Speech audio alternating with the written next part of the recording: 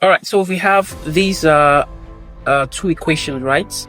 They are true for x and y at the same time, so we call them simultaneous equations. All right, so they are linear, by the way. These are simultaneous linear equations.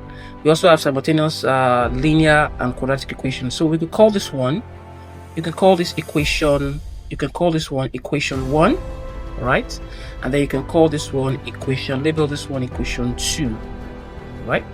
And so you create an expression. For instance, you can say from equation 2 you can create an expression for x, or make x solve with the formula. So I'm going to let x stand alone. I'll just say x from equation 2. I just say x is equals to 1 minus y comes here, becomes plus y.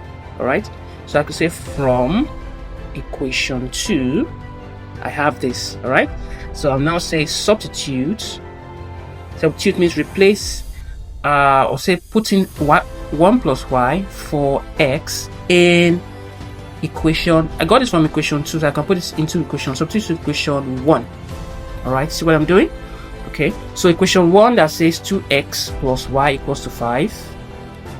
Okay, I'm going to say instead of 2x, remember 2x means 2 times x, I'm going to say 2 into, I'm going to substitute 1 plus y for x. Okay, so 1 plus y, instead of saying x, I'll say 1 plus y, because we said x equals to 1 plus y. Okay, then 2 into 1 plus y is equals to 5. So I can expand this. 2 into 1 is 2, plus 2 times y is 2y, plus this y is equals to 5, right? And so if I add the like terms, that becomes 3y is equals to 5. And then 3y, subtract 2 from both sides, we're going to say 5. If 2 comes over, it becomes minus 2, right? And so 3y is equals to 3. Now divide both sides by coefficient of y, which is 3. All right, so 3 cancels 3, and y is equals to 1. So what we do now, you now say substitute. Okay, say substitute again. Say substitute 1 for y in any of the equations, any of these equations. Let's just try equation 2. Equation 2 is shorter. In equation 2.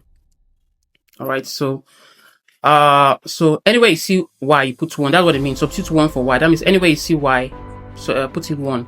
So if in equation 2 says x minus y equals to 1. Remember, x minus y equals to 1 equation 2. So just write it out again. So I'm going to say x minus, instead of writing y, I'm going to put 1. That's what it means to substitute 1 for y in equation 2. I'm going to say 1 now equals to 1. So minus 1 comes over, it becomes 1 plus 1. So x equals 2. So I definitely have my value for y and also have my value for x. So the last line, I just say therefore x is equals to 2 and y is equals to 1. That's our last step, and that gives us our solution to our simultaneous